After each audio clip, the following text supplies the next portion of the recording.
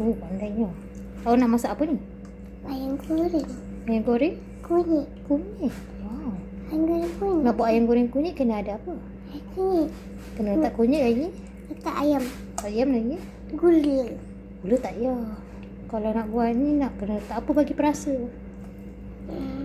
Cukup rasa. So cukup rasa dengan Ram. Ya. Aku nak mama masak. Oh, pandainya. Berpeluh-peluh awak tolong saya masak pun. Dia tak masuk tangan ni. Kasi kucing. Alamak. Macam ni apa?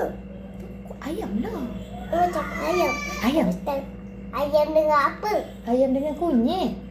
Lepas tu letak apa lagi? Saya letak garam. Oh, Lepas tu saya gaul-gaul. Lepas tu goreng sampai garing. Nyam, nyam. kata ada kulit makan kulit ni. Kan ni? Hmm.